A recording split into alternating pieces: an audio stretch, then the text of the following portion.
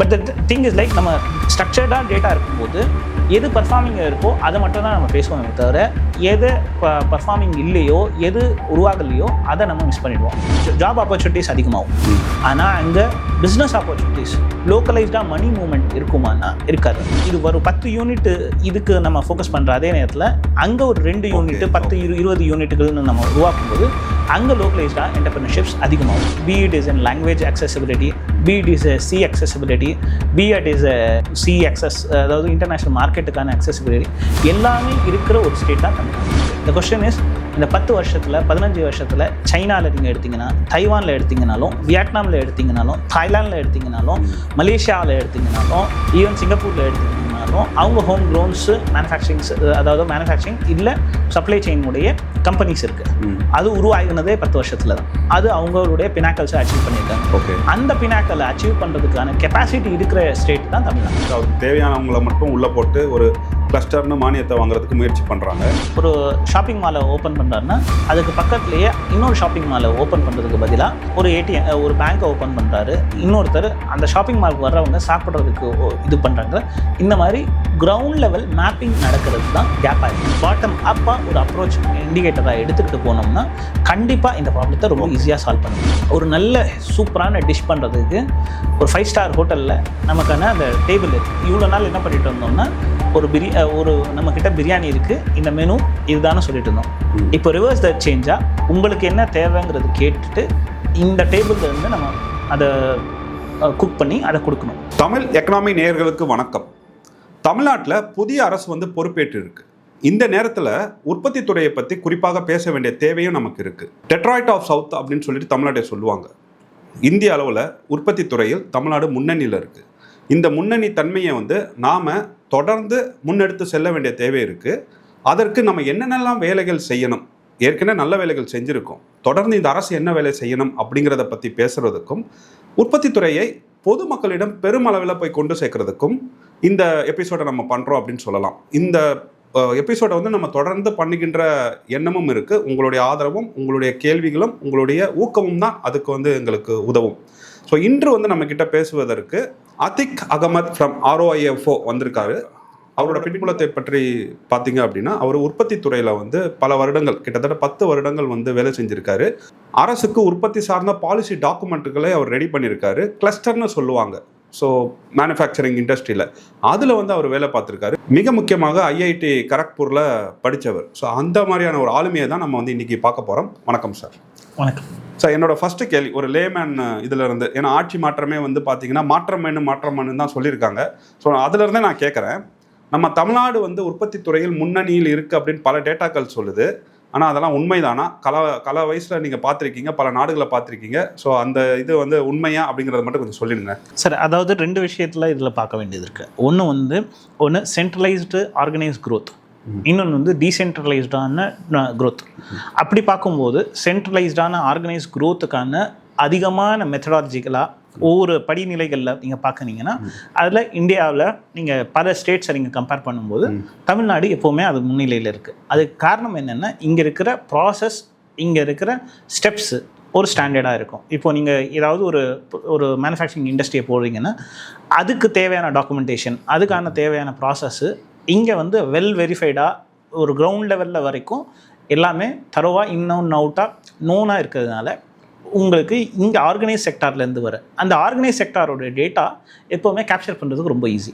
ஆனால் அதே நேரத்தில் அன்ஆர்கனைஸ்டான செக்டார்ஸில் வர்ற டேட்டா கேப்சர் பண்ணுறது ரொம்ப டிஃபிகல்ட்டாக இருக்கும்.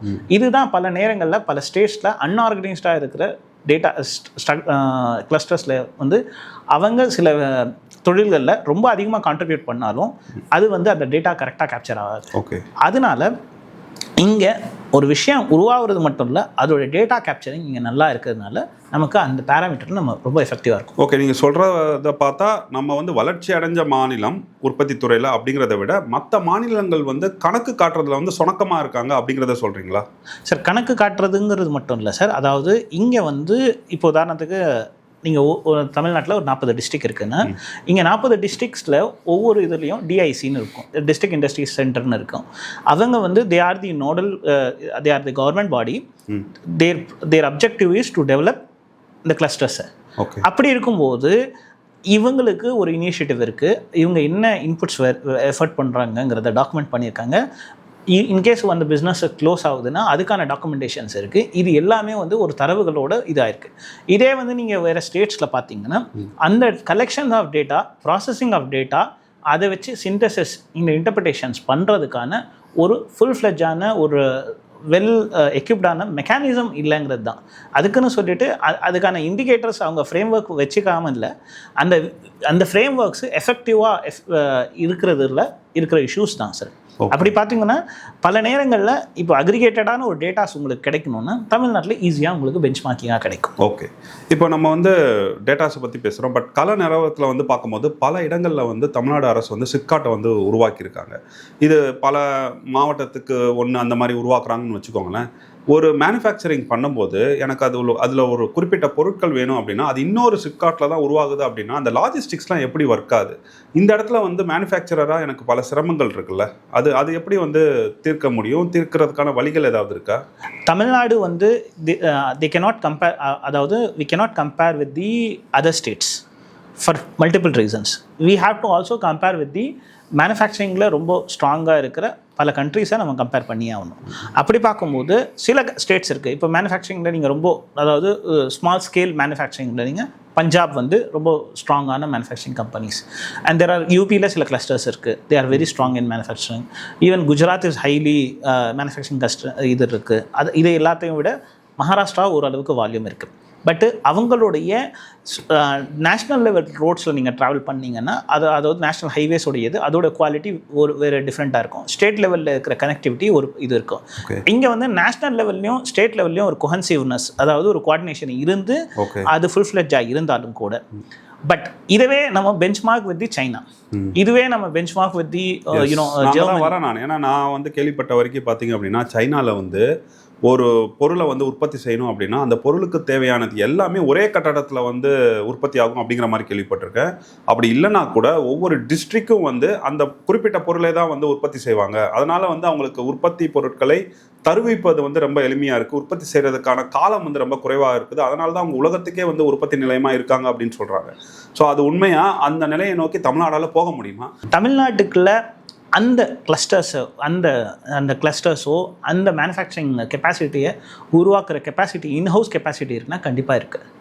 ஏன்னா ஆல்ரெடி உங்ககிட்ட ஸ்ட்ரக்சர்டான ஃப்ரேம் ஒர்க் இருக்குது, ஸ்ட்ரக்சர்டான இருக்குது. பட்டு சைனாவை பொறுத்த வரைக்கும் அப்ஜெக்டிவாக ஒரு ஃப்ரம் தி டாப் டவுன்லேருந்து பாட்டம் அப் இந்த ரெண்டு அப்ரோச்சையும் அவங்க பார்க்குறாங்க. எந்த அளவுக்குன்னா ஒரு இண்டஸ்ட்ரியில் நீங்கள் வந்து ஒரு இண்டஸ்ட்ரிக்கு, ஒவ்வொரு இண்டஸ்ட்ரி கிளஸ்டருக்கு மட்டும் இல்லை, ஒவ்வொரு ஸ்பெசிஃபிக் இண்டஸ்ட்ரிக்கு கூட தே ஹாவ் தி கம்யூனிஸ்ட், அதாவது அவங்களுடைய ரூலிங் பார்ட்டியோடைய ரெப்ரசன்டேஷன்ஸ் இறங்கி வேலை செய்யும். அதனால வந்து அவங்களுடைய பாட்டில் நெக்ஸை வந்து கிளியராக இது பண்ண முடியுது. இங்கே கண்டிப்பாக அந்த சிஸ்டம்ஸ் இருக்குது. ஆனால் அந்த சிஸ்டம்ஸ் வந்து கிரவுண்ட் லெவலில் கிரானுலராக போகுதாங்கிறது கண்டிப்பாக இல்லை.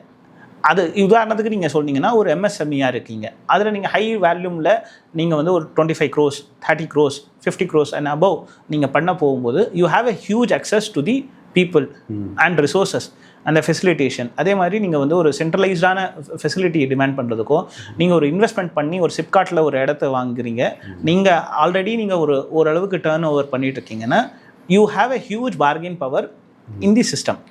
ஆனால் இதுவே நான் வந்து ஒரு ப்ராசஸை நான் ஸ்க்ராட்ச்லேருந்து கொண்டு வரேன்னா ஃபஸ்ட்டு வந்து அதோடைய ஹை கேபெக்ஸ் இன்டென்சிவ்னாலையும், அதே நேரத்தில் இங்கே வந்து ஒரு லோக்கலைஸ்டு சப்போர்ட், ஓகே இது வந்து இதோட இண்டிகேட்டர் வேறு, இதை நம்ம பார்க்க வேண்டிய மெஷர்மெண்ட் வேறுங்கிறத அந்த அப்ரோச் ஒரு கிளாஸிஃபை பண்ணி ஒரு ஹெல்த்தியான ஆர்கனைசேஷன் இத்தனை நம்பர்ஸ் வந்ததுன்னா அதுக்கு ப்ரப்போர்ஷனேட்டடாக இந்த அளவுக்கு ஒரு நியூ என்டர்பிரைசஸ், நியூவான ஒரு companies from the home ground அது வந்திருக்காங்கிற ஒரு மெட்ரிக்ஸை நம்ம மானிட்டர் பண்ண வேண்டிய கேப்பில் இருக்கும்.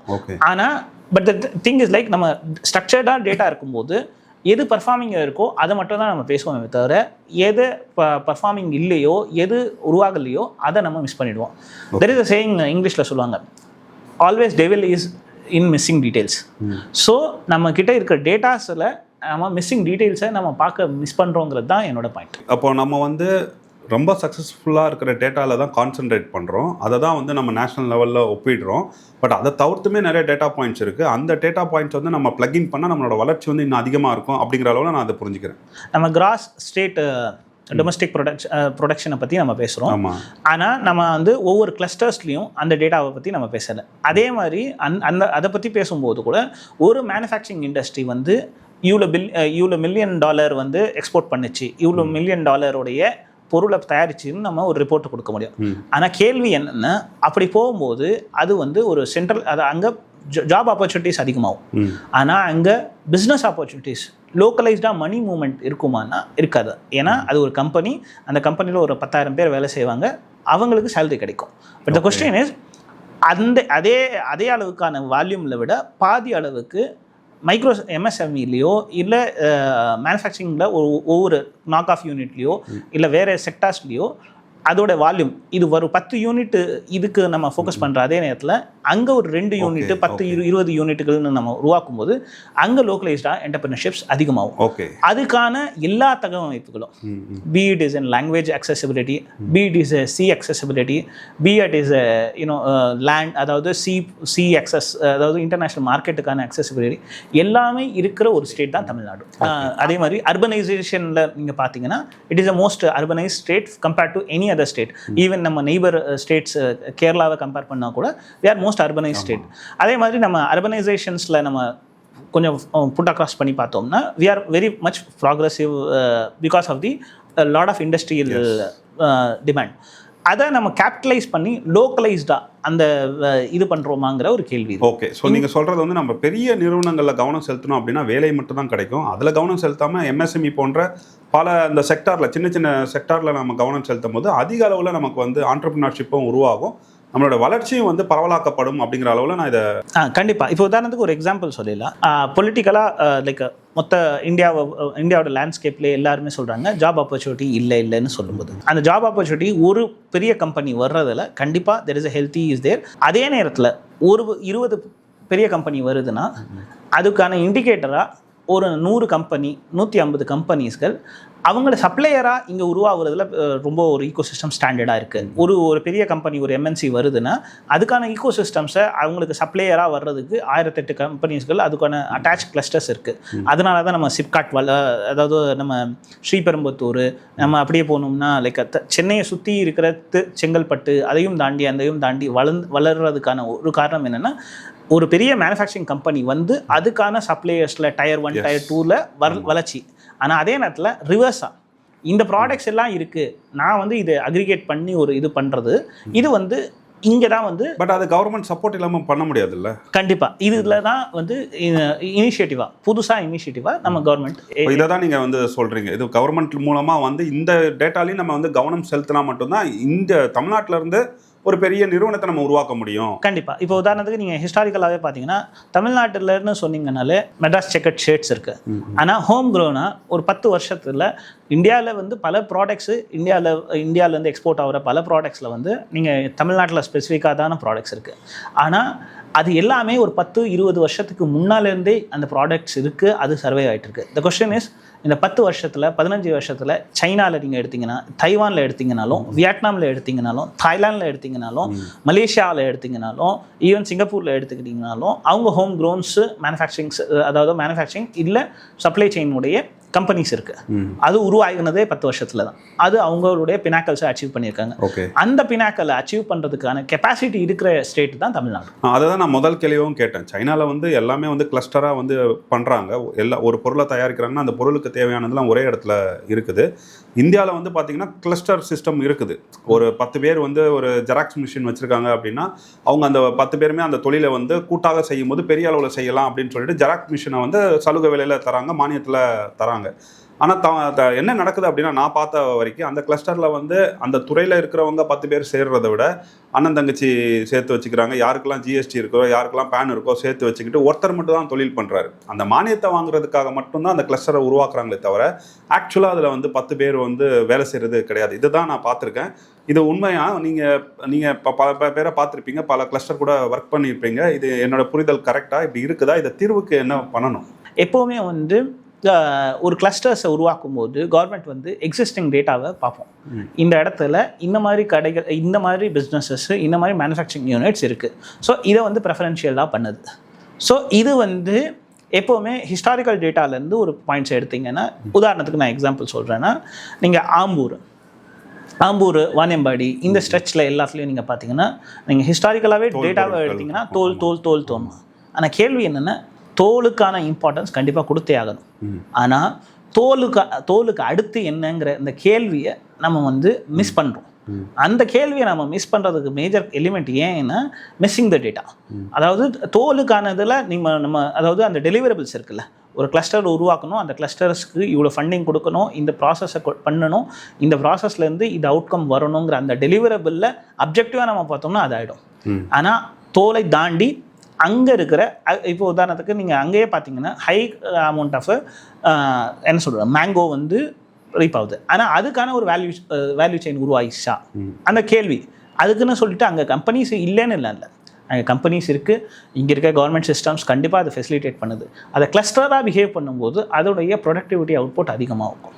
அதுக்கான அந்த இடம் அதுதான் வந்து எல்லாருமே சேர மாட்டேங்கிறாங்களா. ஒருத்தர் மட்டும் தானே வந்து கண்ட்ரோல் வச்சுக்கணும் அப்படின்னு சொல்லிட்டு அவருக்கு தேவையானவங்களை மட்டும் உள்ளே போட்டு ஒரு கிளஸ்டர்னு மானியத்தை வாங்குறதுக்கு முயற்சி பண்ணுறாங்க. இதை எப்படி நம்ம அந்த அப்ஜெக்டிவ்ஸ் எப்படி ஒர்க் ஆகும்னா, ஆல்ரெடி இருக்கிற பிஸ்னஸ்லேருந்து தான் உருவாகுது. அந்த ஆல்ரெடி இருக்கிற பிஸ்னஸில் தான் நீங்கள் சொல்கிற மாதிரி இந்த மெக்கானிசம் எனக்கு தெரிஞ்சவன், எனக்கு அறிஞ்சவன், ஏன்னா அவர் வந்து என்ன பண்ணுவார்னா அந்த செக்டாரில் அவருக்கு இதுக்கான கவர்மெண்ட் மானியம் இருக்குதுன்னு அவருக்கு அந்த அண்டர்ஸ்டாண்டிங் இருக்கும். உடனே அவர் என்ன பண்ணுவார்னா அந்த ஒரு கிளஸ்டர் உருவாக்குறதுக்கு ஒரு நம்பர்ஸ் தேவை. அந்த நம்பர்ஸை அச்சீவ் பண்ணுங்கிறதுக்காக தான் அவர் அதை பார்ட்டிசிபேஷனை இன்வைட் பண்ணுவார். இது வந்து கிரவுண்ட் டு அதாவது டாப்பில் இந்த செக்டார்ஸ்லேருந்து இந்த கிளஸ்டர்ஸ் வருதுங்கிறத நம்ம வந்து தேடுறதுனால இருக்கிற பிரச்சனை. இதுவே இப்படி ரிவர்ஸாக government can take initiative and say okay, இந்த டிஸ்ட்ரிக்டில் ஸ்பெசிஃபிக்கலாக டிஸ்ட்ரிக்ட் வைஸாக தான் டிஸ்ட்ரிக்ட் இண்டஸ்ட்ரி கிளஸ்டராக வருதுனால இங்கே கிரவுண்ட் லெவலில் இந்தந்த செக்டார்ஸில் நீங்கள் ஃபோக்கஸ் பண்ணுங்கன்னு சொல்லிட்டு government can actually government can ask for a consultation. அந்த கன்சல்டேஷன்ஸு முதல்ல இருக்கிறதுக்கும் இப்போ இருக்கிறதுக்கும் வித்தியாசம் என்னென்னா, அந்த கன்சல்டேஷன்ஸில் இந்த இண்டஸ்ட்ரியில் நீங்கள் இருந்தால் மட்டும்தான் கேட்கணுங்கிறது இல்லாமல் அதை ஓப்பனாக வைக்கும்போது கிரவுண்ட்லேருந்து உங்களுக்கு ஒரு அப்சர்வேஷன்ஸ் வரும். அந்த அப்சர்வேஷன்ஸை வச்சு நீங்கள் வேலிடேட் பண்ணி ஒவ்வொரு டிஸ்ட்ரிக்டும் ப்ரியாரிட்டி செக்டார்ஸை நம்ம டிஃபைன் பண்ணி அதை நீங்கள் இது கிட்டத்தட்ட எம்எஸ்எம்இ ஒரு ஸ்டார்ட் அப் மாதிரி கொஞ்சம் பிளெண்ட் பண்ணி பண்ணுங்க அப்படிங்கிற மாதிரி ஒரு கண்டிப்பாக அப்படி பண்ணும்போது 2 விஷயங்கள் நடக்கும். அதில் மேஜராக வந்து தமிழ்நாட்டில் பல இண்டஸ்ட்ரீஸை நீங்கள் இப்போ பேசி நீங்கள் கன்சல்டிங் பண்ணிங்கன்னா, அதாவது நீங்கள் கொஞ்சம் கிரானுலராக டேட்டாவை பார்த்தீங்கன்னா ஃபுட் ப்ராசஸிங் செக்டார்ஸு அதிகமாக பேசுவாங்க. பட் கிரவுண்ட் லெவலில் அவங்க கேபெக்ஸில் ஃபுட் ப்ராசஸிங்கில் அவ்வளோ இன்வெஸ்ட்மெண்ட் நடந்திருக்கான்னா கண்டிப்பாக அது மேனுஃபேக்சரிங்கில் நடந்திருக்காமல் இருக்கும். ஆனால் அதை விட அதிகமாக ஓஇஎம் ஒரிஜினல் எக்யூப்மெண்ட் மேனுஃபேக்சரிங், அதே மாதிரி கஸ்டமைஸ் இன்ஜினியரிங், இதில் ஓரளவுக்கு ஹையூஜ் வால்யூமில் இங்கே வந்து பிஸ்னஸ் நடந்துட்டு தான் இருக்குது. அதுக்கான சிஸ்டம்ஸ் இருந்துட்டு தான் இருக்குது. ஆனால் அந்த டேட்டாஸ்கள் அவங்களுடைய ரெப்ரசன்டேஷன்ஸ் இங்கே மிஸ் ஆகுது. ஒன்று. அண்ட் 2வது, அப்படி ஒரு உதாரணத்துக்கு நாம் வந்து ஒரு ஸ்பெசிஃபிக்கான ப்ராடக்ட்ஸ் உருவாகிற ஒரு கிளஸ்டர்ஸ் எடுத்துக்கிட்டிங்கன்னா, அந்த கிளஸ்டர்ஸை அரவுண்டாக வேல்யூ செயின் க்ரியேட் பண்ணுறதுக்கு இந்த புதுசாக வந்த கவர்மெண்ட் இனிஷியேட்டிவ் எடுக்கலாம். உதாரணத்துக்கு நம்ம என்ன சொல்கிறோன்னா, பாய்லர்ஸ் வந்து தமிழ்நாட்டில் ஒரு வெல் எஸ்டாப்ளிஷ்டு செக்டர். அதே மாதிரி ஃபுட்டு ப்ராடக்ட்ஸில் வந்து தமிழ்நாடுல பல கிளஸ்டர்ஸ் இருக்காங்க. ஆனால் அதுக்கு அசோசியேட்டாக வேல்யூ செயினில் இருக்கிற கிளஸ்டர்ஸை உருவாக்குறதுல தான் கவர்மெண்ட்டு இப்போதைக்கு ஃபோக்கஸ் பண்ணலாம். அதனால என்ன ஆகும்னா, இருக்கிற கிளஸ்டர்ஸில் ஹெல்த்தியாகவும் அவங்களுக்கான வேல்யூ செயின் க்ரியேட் ஆகும். அவங்க வேல்யூ செயின் க்ரியேட் ஆன உடனே இது 2யும் சினர்ஜிக்கலாக க்ரோத் ஆகும். இது பேசிக்காக என்னென்னா, ஒருத்தர் ஒரு ஊரில் வந்து ஒரு ஷாப்பிங் மாலை ஓப்பன் பண்ணுறாருன்னா அதுக்கு பக்கத்துலேயே இன்னொரு ஷாப்பிங் மாலை ஓப்பன் பண்ணுறதுக்கு பதிலாக அதுக்கு பக்கத்தில் ஒரு பேங்க்கை ஓப்பன் பண்ணுறாரு. இன்னொருத்தர் அந்த ஷாப்பிங் மாலுக்கு வர்றவங்க சாப்பிட்றதுக்கு இது பண்ணுறாங்க. இந்த மாதிரி கிரவுண்ட் லெவல் மேப்பிங் நடக்கிறது தான் கேப்பாக இருக்குது. அதை வந்து இப்போ இருக்கிற டெக்னாலஜி வச்சு, இப்போ இருக்கிற ப்ராசஸை வச்சு ஈஸியாக மேப் பண்ண முடியும்.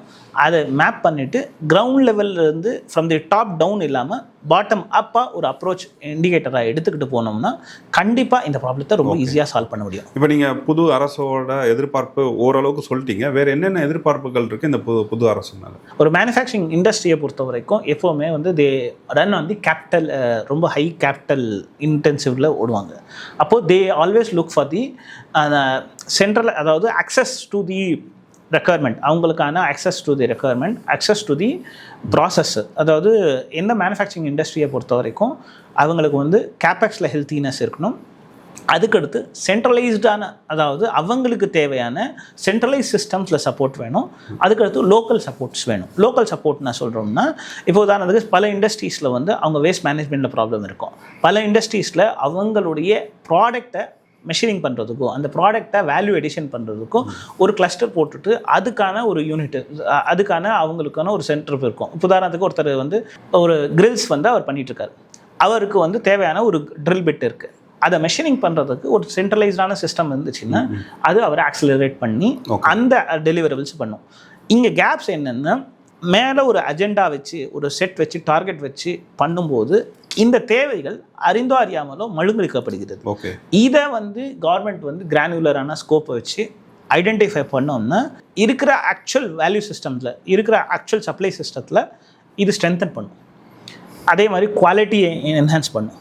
அதே மாதிரி இந்த வேல்யூ செயினை என்ஹான்ஸ் பண்ணும். நீங்கள் சொன்னீங்களே சைனாலேருந்து வேல்யூ காஸ்ட் வருதுன்னு சொல்லிட்டு உங்களோட காஸ்ட் ரிடக்ஷன்ஸை க்ளோஸ் பண்ணும். ஸோ இந்த அப்ரோச்சஸை கவர்மெண்ட்டு ஃபோக்கஸ் பண்ணலாம். ரெண்டாவது, கவர்மெண்ட்டு சொன்ன இந்த என்ன சொல்கிறது, கேபெக்ஸ் 225 lakhsங்கிறது, அதாவது கைட்லைன்ஸ் படி இந்தந்த மேனுஃபேக்சரிங் செக்டார்ஸுக்கு it is not to be ஓவராலாக இது எல்லாமே வந்து மொத்த தமிழ்நாட்டுக்கும் இதேன்னு இல்லாமல் ஒவ்வொரு செக்டாருக்கும், ஒவ்வொரு டிஸ்ட்ரிக்ட்க்கும், ஈவன் ஒவ்வொரு கிளஸ்டர்ஸுக்கும், ஈவன் ஒரு ஸ்பெசிஃபிக் ரீஜன்ஸுக்கும் அதை டைசெக்ட் பண்ணி கொடுக்கலாம். அதை டைசெக்ட் பண்ணி கொடுக்குறதுல முதல்ல வந்து அந்த அளவுக்கு டேட்டா சென்ட்ரலைசேஷன் ஆக்சஸ் இருந்தாலும் அதை பண்ணுறதுக்கான என்ன சொல்கிறது எக்ஸிக்யூஷன் மெத்தடாலஜியில் ப்ராப்ளம் இருந்தாலும் இப்போது அதை ஈஸியாக எக்ஸிக்யூட் பண்ண முடியும்.